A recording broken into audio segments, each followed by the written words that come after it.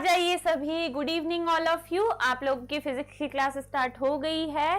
Hope so आप सब बढ़िया है और खूब अच्छे से शादी को आप एंजॉय कर रहे हो। मैडम 2 मिनट पहले लाइव आ गई हैं, मतलब मैंने टाइम नहीं देखा, हाथ वाली घड़ी में मतलब डिजिटल वॉच में देखा तो मुझे लगा टाइम हो गया, जबकि अभी 2 मिनट है। कोई बात नहीं, आ जाओ फटाफट से शुरू करते हैं आप लोगों की class.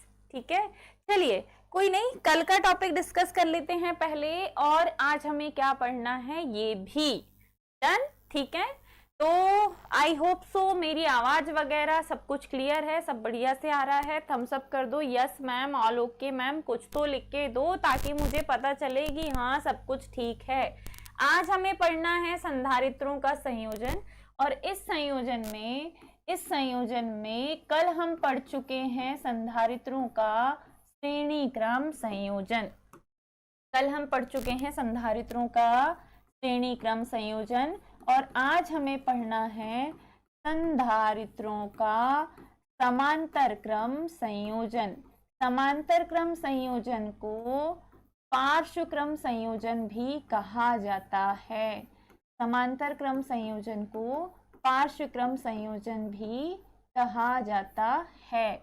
It is a parallel combination. पार्श्व क्रम संयोजन या पार्श्व क्रम समूहन हम इसे कहेंगे। तो कल जो हमने पढ़ा था बेटा वो था श्रेणी क्रम संयोजन। कल जो हमने पढ़ा था वो क्या था? श्रेणी क्रम संयोजन। थोड़ा सा पहले हम इसे डिस्कस करेंगे कि ये हमने क्यों किया था। श्रेणी क्रम संयोजन हमने क्यों किया था, क्या आवश्यकता पड़ गई भैया श्रेणी क्रम संयोजन करने की। तो कल मैंने आपको बताया था बेटा कि अगर आपके पास वोल्टेज ज्यादा है और उस वोल्टेज को आपको बांटना है, ठीक है, वोल्टेज ज्यादा है और वोल्टेज को आपको बांटना है, तो आप करते हो संधारित्रों का श्रेणी क्रम संयोजन। ठीक है, तो आप करते हो संधारित्रों का श्रेणी क्रम संयोजन। एक संधारित्र, दूसरा संधारित्र, और ये आ गया तीसरा संधारित्र, और ये पृथ्वी क्रम। तो मैंने क्या बोला है, अगर आपके पास वोल्टेज ज्यादा है तो आपने इसे आवेश दिया, पहले संधारित्र के लिए वोल्टेज V1 में बट गया, दूसरे के लिए V2 में बट गया, तीसरे के लिए V3। तो कुल मिला के हमने वोल्टेज को बांटा है अलग अलग हिस्सों में। जो कुल विभवांतर हमने दिया है उसे हमने अलग अलग भागों में क्या कर दिया है बेटा, बांट दिया है ना। ठीक है, तो ये जो हमने कल पढ़ा था यही है संधारित्र का श्रेणी क्रम संयोजन, जिसमें आपने बोला था कि अगर एक की धारिता C1 है तो इसके लिए विभवांतर V1, एक की C2, C3, सबकी धारिता के अनुसार इनकी प्लेटों के बीच जो विभवांतर है वो बट जाता है, लेकिन आवेश जो है वो एक समान रूप से जाता है। जो चार्ज है, जो आवेश है, वो एक समान रूप से जाता है। I hope so all is clear, सब कुछ ठीक है, बता देना मुझे। ठीक है, तो इस प्रकार आप ये कह सकते हो कि जब हमें वोल्टेज को तोड़ना होता है तब हम संधारित्र को एक लाइन में जोड़ते हैं, एक श्रेणी में जोड़ते हैं। एक ही बेंच पे 3 दोस्त अगर आजू बाजू में बैठे हैं तो वो श्रेणी है बेटा, श्रेणी क्रम संयोजन है। वही अगर एक के पीछे एक बेंच रखी हुई है, एक बच्चा आगे, फिर एक उसके पीछे, फिर एक उसके पीछे, ऐसे एक के पीछे एक अगर है तो वो समांतर क्रम संयोजन है। तो जो कल हमने पढ़ा था वो था श्रेणी क्रम संयोजन। ये जो है ये है श्रेणी क्रम संयोजन। इसमें हम वोल्टेज को संधारित्र की धारिता के अनुसार बांट देते हैं। अब आज जो हमें पढ़ना है वो है संधारित्रों का समांतर क्रम। एक संधारित्र थोड़ा छोटा बनाते हैं। अभी पहले इसे सेलेक्ट करो, कॉपी तैयार करो, कॉपी तैयार करो, आओ फिर कॉपी तैयार करो। कलर इसका क्या कर सकते हैं, उपयोग कीजिए। ठीक है, फिर कॉपी तैयार करो, फिर इसकी कॉपी तैयार करो, लेके जाओ। इसका कलर थोड़ा सा चेंज कर दें, क्या कर देते हैं, नहीं वाइट। ठीक है, अगेन फिर इसकी कॉपी तैयार करो और इसे बाजू में लेके जाओ। वापस से आज हमने 3 अलग अलग संधारित्रों को क्या कर दिया है, श्रेणी समांतर क्रम में जोड़ दिया है। आज हमने एक के नीचे एक जोड़ा है बेटा। एक के नीचे एक के नीचे एक, एक ऊपर, फिर एक उसके नीचे, फिर एक उसके भी नीचे। तो जब हम संधारित्रों को ऐसे जोड़ते हैं, जब हम संधारित्रों को ऐसे जोड़ते हैं तो इसे कहा जाता है संधारित्रों का समांतर क्रम संयोजन। ठीक है, इसे कहा जाता है संधारित्रों का समांतर क्रम संयोजन। डन, ठीक है, डन। ऐसे ही कुछ किया हमने, चलो बढ़िया, ये हो गया एक डंडी। फिर इसी की कॉपी बनाएंगे, की कॉपी बना लेते हैं और ये डंडी को खींच,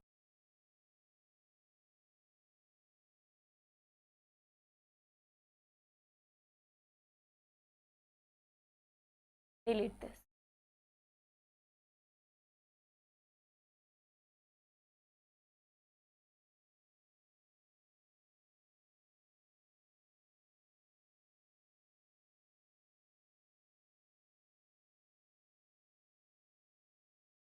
अभी ठीक है, डन। दूसरा, चलो जितने भी बच्चे आ गए हैं कमेंट सेक्शन में जरा अटेंडेंस लगा दो कि मुझे दिखाई दे दे कि हाँ तुम लोग आ चुके हो, कि मुझे दिखाई दे दे कि हाँ भैया तुम लोग आ चुके हो। ओके, चलिए जितने भी बच्चे आ चुके हैं वो लोग फटाफट से अटेंडेंस लगाइए। आज का हमारा टॉपिक है बेटा संधारित्रों का समांतर क्रम संयोजन, जिसमें हम 3 अलग अलग संधारित्रों को एक के बाद एक के बाद एक अलग अलग डायरेक्शन में और कुछ इस प्रकार जोड़ेंगे।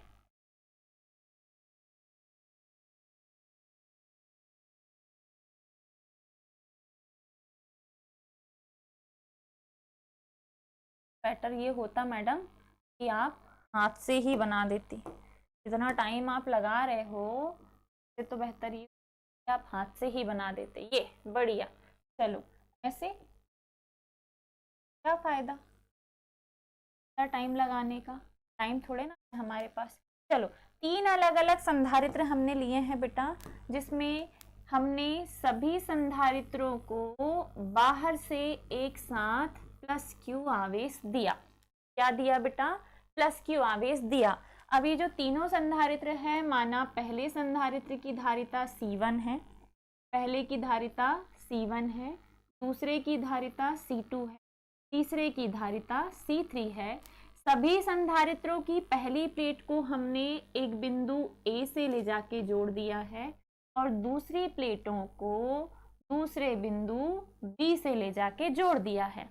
डन, ठीक है। सभी संधारित्रों की पहली प्लेटों को हमने एक बिंदु A से ले जाके जोड़ दिया, बता दूं, और दूसरी प्लेटों को दूसरे बिंदु B से ले जाके जोड़ दिया। अभी ठीक है, चेक कीजिएगा सर, ठीक है। अब हमने क्या किया, सभी को एक साथ हमने प्लस क्यू चार्ज दिया है। ये प्लस क्यू चार्ज 3 अलग अलग रास्तों में जाने के कारण पहले संधारित्र में Q1 के रूप में जाता है, दूसरे संधारित्र में Q2 के रूप में जाता है और तीसरे संधारित्र में बेटा Q3 के रूप में जाता है। तो आप ये कह सकते हो कि 3 रास्तों में जाने के कारण ये जो चार्ज है वो 3 भागों में बट गया। प्लस क्यू चार्ज 3 अलग अलग भागों में क्या हो गया बेटा? बट गया। अब जैसे ही ये प्लस क्यू C1 पे पहुंचा, इसकी इंटरनल सरफेस पे प्लस चार्ज आ गया और सामने वाली प्लेट की आंतरिक सतह पे माइनस चार्ज आ गया। ठीक ऐसे ही Q2 जब यहाँ पहुंचा तो आंतरिक सतह पे प्लस चार्ज आ चुका है, सामने वाले की आंतरिक सतह माइनस चार्ज आ चुका है, फिर तीसरे वाले के लिए आंतरिक पे प्लस चार्ज आ चुका है और सामने वाले की आंतरिक सतह पे माइनस चार्ज आ चुका है। अब इस स्थिति में क्या करेंगे हम, बाहरी सतह पे जो प्लस चार्ज आता है, बाहरी सतह पे जो प्लस चार्ज आता है, हमने सभी संधारित्रों की बाहरी सतह को एक बिंदु B से जोड़ के रखा है। तो जैसे ही आप बिंदु B को क्या करते हो, पृथ्वीकृत, बिंदु B को क्या करते हो बच्चा? पृथ्वीकृत, तो जो बाहर का प्लस चार्ज है वो पूरा का पूरा पृथ्वी में चला जाएगा। पहले तो ये बिंदु B तक आएगा और फिर बिंदु B से कहाँ चला जाएगा, पृथ्वी में चला जाएगा। ठीक है, ध्यान से समझिएगा। समांतर प्लेट संधारित्र थोड़ा सा डिफिकल्ट पड़ता है बच्चों को, थोड़ा सा मतलब जरा सा, बस डायग्राम इसका अच्छे से समझ लो, बाकी पूरा आप लोग को समझ में आ जाएगा, बाकी कोई दिक्कत नहीं है। ये पृथ्वीकृत कर दिया हमने, तो पूरा का पूरा जो प्लस चार्ज है वो कहाँ चला जाएगा, पृथ्वी में। तो इस प्रकार जब हम सभी संधारित्रों को जब एक के नीचे एक जोड़ते हैं और सभी संधारित्रों की पहली प्लेट को एक साथ एक बिंदु A से जोड़ते हैं और दूसरी प्लेट को एक साथ दूसरे बिंदु B से जोड़ते हैं, ठीक है, तो इसे ही कहा जाता है संधारित्रों का समांतर क्रम या पार्श्व क्रम संयोजन। ध्यान से सुनिएगा, समांतर क्रम या पार्श्व क्रम संयोजन में जुड़े सभी संधारित्रों की पहली प्लेटों का कनेक्शन एक बिंदु A से किया जाता है और दूसरी प्लेटों का कनेक्शन दूसरे बिंदु B से किया जाता है। बिंदु A को सीधे रूप से प्लस Q चार्ज देते हैं और बिंदु B को बेटा पृथ्वीकृत कर देते हैं। इसे कहते हैं संधारित्रों का समांतर क्रम या पार्श्व क्रम संयोजन।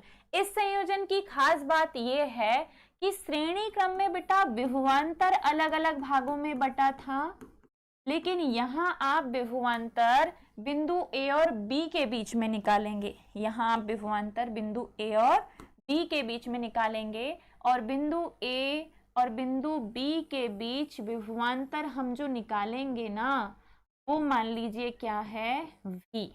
वो मान लीजिए क्या है, V। बिंदु A और बिंदु B के बीच जो विभवांतर हम निकालने वाले हैं वो मान लीजिए क्या है बेटा, V है। अब यहाँ पे भी हम इसका चयन कर सकते हैं। ये दोनों बिंदुओं के बीच विभवांतर हम निकालेंगे जो कि क्या है, V। क्या है बेटा, V है। Done, okay. चलिए ध्यान से देखिएगा, ये डायग्राम बनके हो गया कंप्लीट। अब आपको क्या करना है, अब आपको करना ये है कि सभी संधारित्रों के लिए अलग अलग आवेश आपने दे दिए। क्यों आवेश दिया था, सभी की धारिता के अनुसार आवेश जो है Q1 Q2 Q3 में बढ़ गया। तो थोड़ी सी थ्योरी को इंटरेस्टिंग बनाते हैं और ये बोलते हैं कि सभी संधारित्रों पर कुल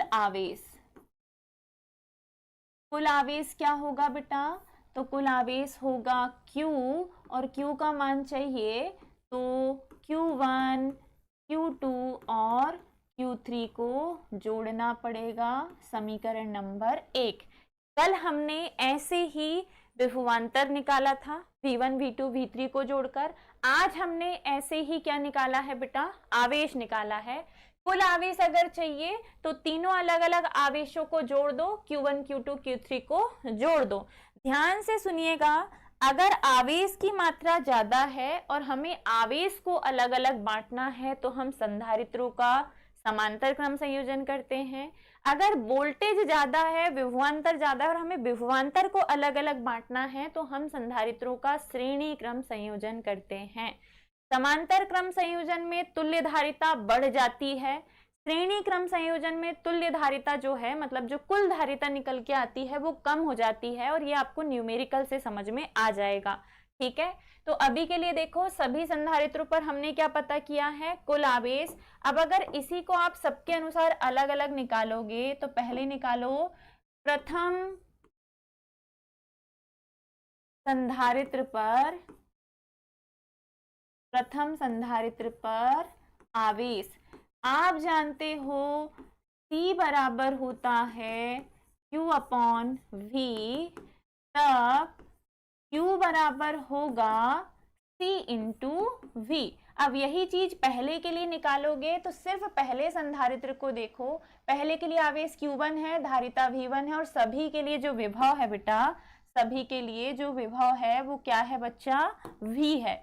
सभी के लिए विभवांतर जो है वो क्या है, v है। तो सेम चीज पहले के लिए बोलिए आप, क्या है, पहले के लिए है आवेश q1, धारिता है C1, लेकिन विभवांतर क्या है, v, समीकरण नंबर 2। यही चीज दूसरे वाले के लिए निकालो। द्वितीय संधारित्र पर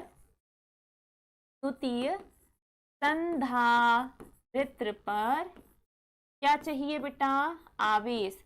अब दूसरे संधारित्र पर आवेश निकालेंगे सेम ऐसे ही, लेकिन ये निकालेंगे Q2 बराबर, अब दूसरे वाले संधारित्र पर आवेश Q2 गया और धारिता दूसरे की क्या है, C2, और विभवांतर क्या है, V, समीकरण नंबर 3।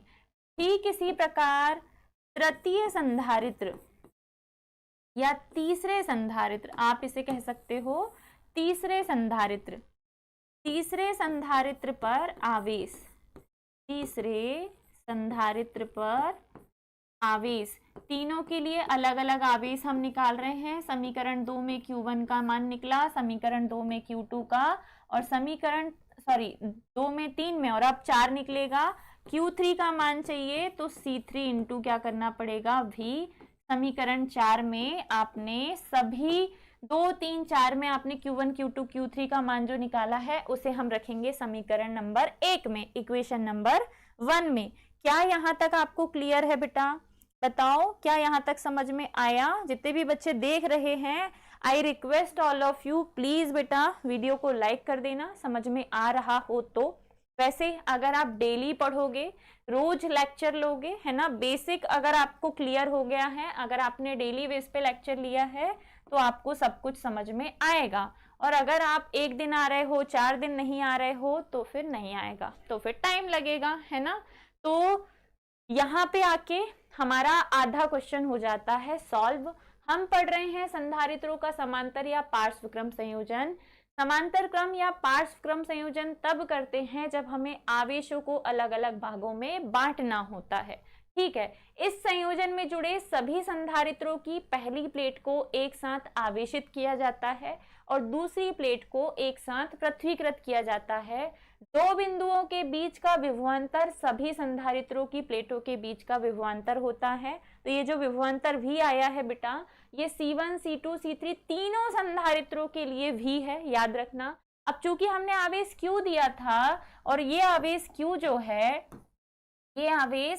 जो है वो धारिता के अनुसार Q1, Q2, Q3 में बट गया। तो हमने Q को Q1, Q2, Q3 में बांट दिया। अब हमने सभी के लिए अलग अलग आवेश निकाला, पहले के लिए Q1, दूसरे के लिए Q2, तीसरे के लिए Q3। ये तीनों मान हम समीकरण 1 में रखेंगे, इक्वेशन नंबर 1 में। तो हम ये बोलेंगे समीकरण 1 से।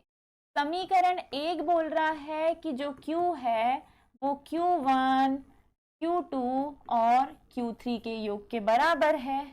लेकिन Q1 का मान आपने समीकरण 2 में C1 भी निकाला है, Q2 का मान C2 भी निकाला है, Q3 का मान C3 भी निकाला है। और अगर ऐसा है तो V को हम कॉमन लेके C1 और C2 और C3 को ऐसे लिख सकते हैं। और जब ये आ गया तो आप बोलोगे इन तीनों संधारित्रों के स्थान पर, इन तीनों संधारित्रों के स्थान पर सिर्फ एक संधारित्र C धारिता का हो, एक ही हो लेकिन उसकी धारिता कितनी, C धारिता का तुल्य संधारित्र, C धारिता का तुल्य संधारित्र रखा माने तब, रखा माने तब या रखा हो तब यही Q जो है, जो आवेश आपने Q दिया था, चूंकि संधारित्र एक ही है तो C भी हो जाएगा। समीकरण 5 और 6 की तुलना करके Q का जो मान है समीकरण 5 में रख सकते हो। तो लिखिएगा इक्वेशन नंबर 5 व इक्वेशन नंबर 6 से ये मान उठा के यहाँ फेंको, Q का मान C भी आ गया, यहाँ पे है V, यहाँ पे है C1 plus C2 plus C3। ठीक है, फिर अब क्या कर सकते हैं, तो अब ये कर सकते हो कि v से v को काटो, तो c बराबर बचेगा सिर्फ c1 plus c2 plus c3। आप ये बोलोगे कि समांतर क्रम संयोजन में सभी संधारित्रों की धारिताओं का योग तुल्य धारिता के बराबर होता है। ठीक है, समांतर क्रम संयोजन जो हमने किया है इसमें सभी संधारित्रों की तुल्य धारिता प्रत्येक संधारित्र की अलग अलग धारिताओं के योग के बराबर होती है। इसको देखकर आप ये बोल सकते हैं, क्या चाहो तो ऑब्जेक्टिव के लिए लिख लेना, किसमें बेटा, समांतर क्रम संयोजन में तुल्य धारिता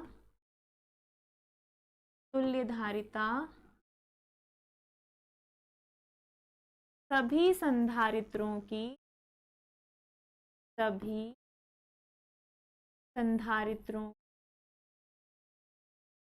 अलग अलग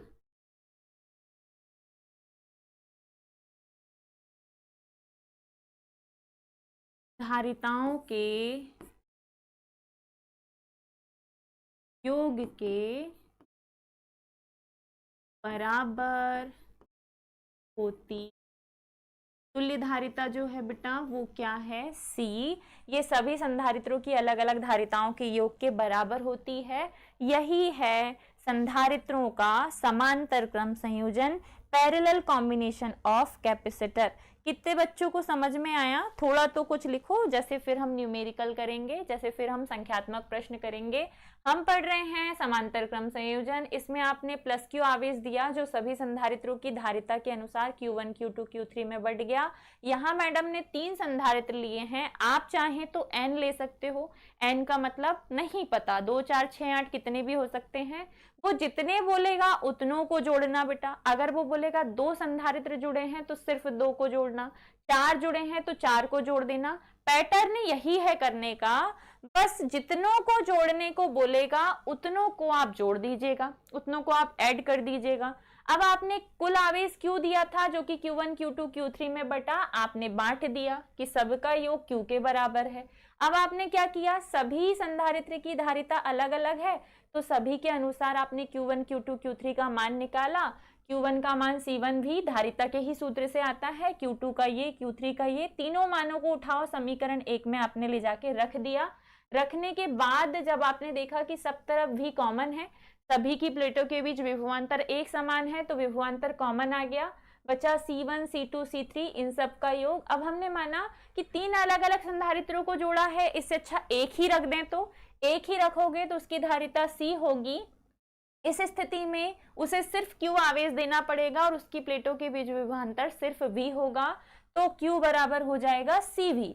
इक्वेशन 5 और 6 से 6 का मान उठाओ 5 में रख दो, ये पूरा इक्वेशन, V से V को काटो, C बराबर हो जाएगा C1 plus C2 plus C3।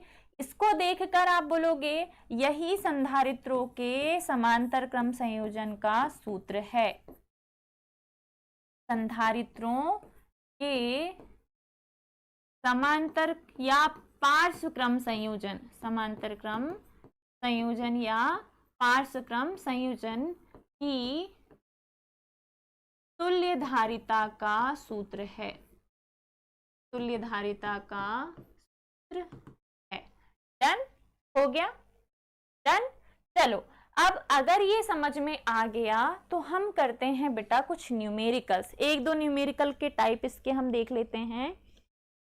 3 धारिताएं आपको दी हुई हैं, 3 संधारित्र जिनकी धारिताएं आपको दी हुई हैं, 3 संधारित्र जिनकी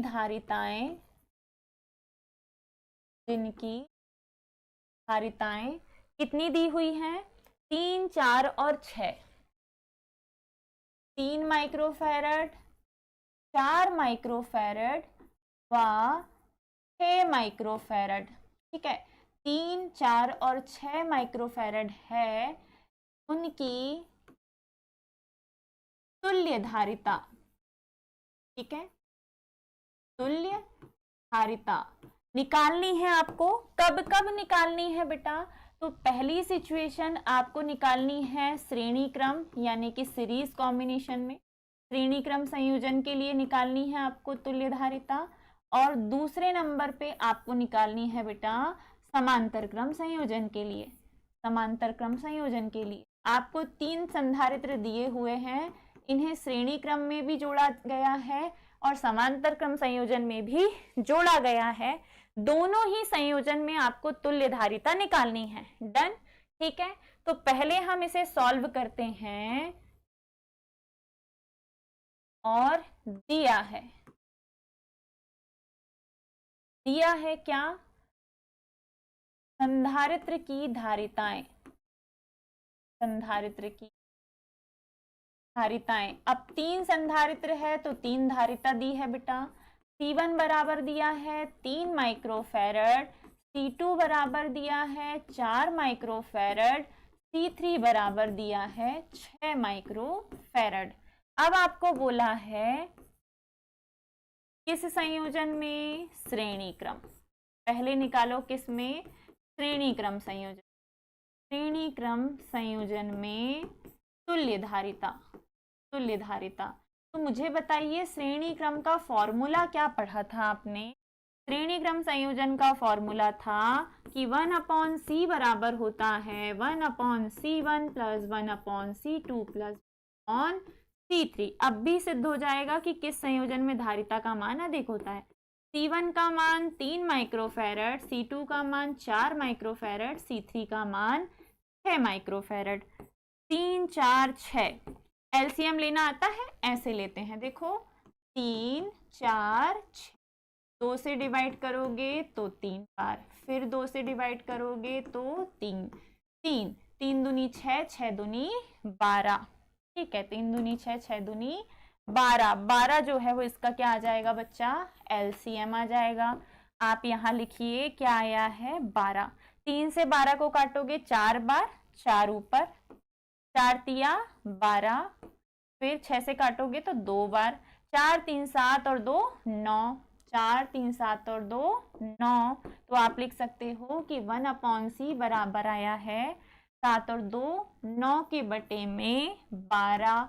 हमें 1/c चाहिए, पलटो c का मान चाहिए तो 12/9 हो जाएगा। ये पलटेगा तो 1/c c/1 बन जाएगा, ये पलटेगा तो 12/9। 3 तिया 9, 3 चौ 12, 4/3 भाग जाएगा तो देखो 3 एक्का 3, बचा कितना? 1। 3 तिया 9, 3 तिया 9, 1.33 माइक्रोफैरड जो है वो हो जाएगी श्रेणी क्रम संयोजन में बेटा धारिता। ठीक है, सोचो आपने 3 संधारित्र को जोड़ के रखा था 3 4 6 माइक्रोफैरड के, फिर भी श्रेणी क्रम संयोजन की धारिता का मान कम हो गया, 1.33 हो गया। 1 कितना हो गया? 33। जितने भी बच्चे लाइव जुड़े हैं कंटिन्यू रहिएगा, है ना? ठीक है, थोड़ी देर आए फिर थोड़ी देर बाद गायब हो गए, ऐसे नहीं करते बेटा। चलो अब दूसरी सिचुएशन जो है वो है किसके लिए? समांतर क्रम। अब भी पढ़ा है आपने, किसके लिए है बेटा? समांतर क्रम संयोजन के लिए है।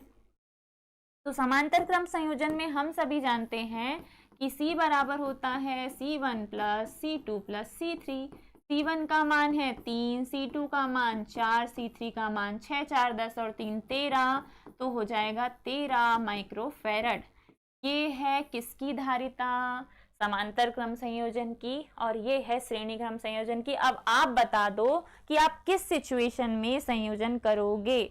जिस सिचुएशन में आपको धारिता अधिक चाहिए होगी तो वहां आप करेंगे समांतर क्रम संयोजन, और जब आपको धारिता का मान कम करना होगा तब आप करोगे श्रेणी क्रम संयोजन। तो ये बहुत ही आसानी से आपने न्यूमेरिकल कर दिए, बहुत इजीली आपने न्यूमेरिकल सॉल्यूशन कर दिया। याद रखिएगा माइक्रोफैरड को फैरड में बदलने के लिए 10⁻⁻6 का गुणा करते हैं। इन सारी इक्वेशन में 10⁻⁻6 का गुणा करोगे तो आपका आंसर फैरड में भी आ जाएगा, है ना? जहां पे अगर आपको ऐसे सवाल पूछे कि आपको वहां ऐसा ही यूनिट में ही देना रहे, हम वैसे वाले न्यूमेरिकल करेंगे। अभी तो मैंने सिर्फ ऐसे ही करवा दिया तुम्हें, कल हमारा ये चैप्टर प्रोबेबली खत्म हो जाएगा, देखते हैं, अदरवाइज शायद में भी खत्म हो जाएगा। अगर कोई क्वेश्चन छूटा होगा तो हम वो भी कर लेंगे बेटा। तो ये एक टाइप हो गया न्यूमेरिकल का। एक और टाइप इसमें दिया हुआ है, बहुत इजी सा एक करवाती हूं मैं, जिसमें आपको डायग्राम में दिया है कि एक संधारित्र, दूसरा संधारित्र, फिर इसी के साथ जुड़ा हुआ है तीसरा संधारित्र, और इन सब के साथ एक और संधारित्र जुड़ा हुआ है, कुछ ऐसा। इसकी धारिता 2 माइक्रोफैरड है, इसकी भी 2 माइक्रोफैरड है, इसकी भी 2 माइक्रोफैरड है, और इसकी 4 माइक्रोफैरड। और क्वेश्चन ने बोला है कि उक्त संयोजन की कुल धारिता बताइए। ऐसा अगर आए तो क्या करोगे, जिसमें आपको सर्किट बना के दे दे, वो है ना, सर्किट बना के दे दे, तो सॉल्व कीजिए बेटा इसको। और सॉल्व करने के लिए क्या करना है, तो देखो, पहले 2 संधारित्र श्रेणी क्रम में जुड़े हैं, इनका श्रेणी क्रम का निकालो। ठीक है, पहले आप निकालो किसके लिए बेटा, श्रेणी क्रम के लिए, श्रेणी क्रम संयोजन के लिए, संयोजन हेतु। श्रेणी क्रम में सिर्फ 2 दिख रहे हैं अभी। श्रेणी क्रम संयोजन का फॉर्मूला होता है 1/c बराबर 1/c1 प्लस 1/c2। अब इसे सॉल्व कीजिए। c1 का मान है 2, c2 का मान भी है 2, 2 और 2 का एलसीएम 2 ही होता है, 1 + 1 2, तो जब डिवाइड करोगे 2/2, c का मान हो जाएगा 1 माइक्रोफैरड। ठीक है, कितना हो गया बेटा, 1 माइक्रोफैरड। डन, यहां तक क्लियर, यहां तक क्लियर। अब इन दोनों की जगह पे जो है वो 1 माइक्रोफैरड का है, और उस एक के साथ इस 2 को किस में जोड़ा है, समांतर क्रम में। तो अब जो दूसरी सिचुएशन आएगी वो किस लिए होगी बेटा, ये पहली सिचुएशन हो गई है ना, दूसरा किसके लिए, समांतर क्रम, समांतर क्रम लिए। समांतर क्रम में c बराबर होता है c1 + c2। एक की जगह पे है 1, दूसरे की जगह पे है 2, तो हो जाएगा 3 माइक्रोफैरड। कितना हो गया बेटा, 3 माइक्रोफैरड। अब इन तीनों को हटा दो, और यहाँ पे 3 माइक्रोफैरड के एक संधारित्र के साथ दूसरा 4 का श्रेणी क्रम में जुड़ा है, 3 के साथ दूसरा 4 का काय में जुड़ा है, श्रेणी क्रम में। तो तीसरी स्थिति वापस चालू हो जाती है किसकी, श्रेणी क्रम की। ठीक है, श्रेणी क्रम सीरीज कॉम्बिनेशन है। फिर से की थर्ड सिचुएशन अप्लाई कर देंगे हम। पहले जो आसानी से सॉल्व हो वो, पहले इन दोनों को सॉल्व कीजिए। 2 की जगह जो 1 मिला है उसकी दूसरे से तुलना कीजिए, फिर जो 1 मिल गया तीनों की जगह उसकी तीसरे से, तो जो 1 मिला है वो इसके साथ श्रेणी क्रम में ही होगा। ऊपर नीचे वाले समांतर क्रम में होते हैं, आजू बाजू वाले श्रेणी क्रम में होते हैं।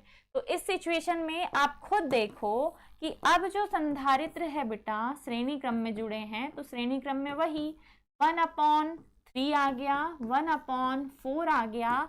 एलसीएम लोगे तो 3 × 4, ऊपर आ गया है 4 + 3, 3 × 4 12 हो जाएगा, 12 आ गया नीचे, ऊपर आ गया 4 × 3 7, पलटोगे तो 12/7, 7 × 1 7, बचा कितना 5, भाग जाएगा नहीं, सती 49, बचा कितना 1, फिर भाग जाएगा एक बार, ये चलता रहेगा 1.72 लगभग में आप कह सकते हो कि इसका कुल धारिता आएगी। जो फाइनल आंसर आएगा वो आएगा 1.72। आप भाग दे के देख लेना, 12 में 7 का भाग दोगे तो 7 × 1 7, और बचा कितना 5। अब भाग नहीं जाएगा, सती 49, बचेगा 1, भाग जाएगा एक बार, बचेगा कितना 3, 7 × 4 28। ये चलते रहेगा। मैंने 714 को 72 लिख दिया है राउंड फिगर में, आप इसे 71 भी लिखेंगे तो कोई प्रॉब्लम नहीं है। 71 या 72 2 डिजिट तक बस सॉल्व करना है आपको, आपका फाइनल आंसर आ गया बेटा। ये है ऐसे संयोजन अगर आपको मिले जिसमें आपको डायग्राम बना के दे उसके लिए। डन, ठीक है।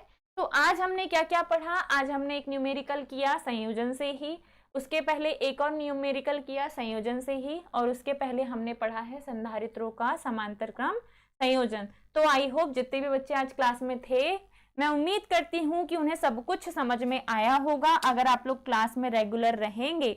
Good evening, good morning Siddharth कहाँ है बेटा? ठीक है, आपके लिए गुड मॉर्निंग है, मैं गुड मॉर्निंग ही बोल देती हूँ। क्या आप 12th के स्टूडेंट हो बेटा? मेरे को कमेंट करके बताना, और आप किस बोर्ड के हो ये भी, ठीक है। और क्या आप पेड बैच का सब्सक्रिप्शन लेना चाहोगे? क्योंकि रेगुलर क्लासेस सिर्फ उसी में होगी, है ना। अगर आप पूरे ईयर हमसे जुड़ना चाहते हो तो आप पेड बैच का सब्सक्रिप्शन ले सकते हैं। अगर आपको समझ में आ रहा है, बढ़िया लग रहा है, तो फिर आप रेगुलर आने लग जाओगे, थोड़े से आप सिंसियर हो जाओगे, ठीक है। चलिए, नेक्स्ट क्लास आपकी होगी बच्चा केमिस्ट्री की। सर आपको अपडेट दे देंगे कमेंट सेक्शन में ही कि कितने बजे से आपकी केमिस्ट्री की क्लास होने वाली है। फिजिक्स का आज का लेक्चर हमारा यहीं पर समाप्त होता है। कोई डाउट वगैरह, कोई क्यूरी होती है तो आप रोज रेगुलरली लाइव आया कीजिए, आपको थोड़ा सा पता चल जाएगा, है ना। हाँ क्या? हाँ समझ नहीं आया मुझे। एमपी बोर्ड के हैं, ठीक है। चलो 12th के स्टूडेंट है, ओके ठीक है। चलिए, मैंने क्या बोला, अगर आपको कोई डाउट रहता है तो तुरंत पूछ लिया करो बेटा। जो बच्चे रेगुलर पढ़ रहे हैं वैसे तो उन्हें डाउट आएगा नहीं, लेकिन फिर भी अगर आता है तो आप पूछ सकते हो। और अगर कोई दिक्कत हो तो फिर सामने व्हाट्सएप नंबर आ रहा है।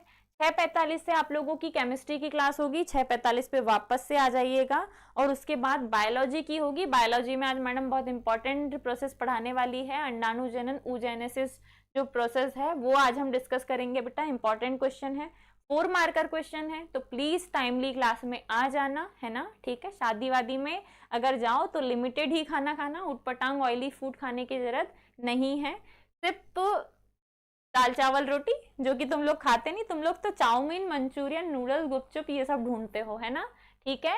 अभी थोड़ा सा हीट वेव चल रही है, ख्याल रखिएगा अपना, धूप में बाहर नहीं निकलना है, थोड़ा सा सन से बच के रहो, और हो सके तो पानी पीते रहो, हाइड्रेटेड रहो, है ना, ठीक है। तो चलिए विदा लेते हैं बेटा आपसे। ख्याल रखिएगा अपना, स्वस्थ रहिए, मुस्कुराते रहिए, ऐसे ही जुड़े रहिए सरल एकेडमी के साथ। बाय बाय बेटा, टेक केयर, राधे राधे।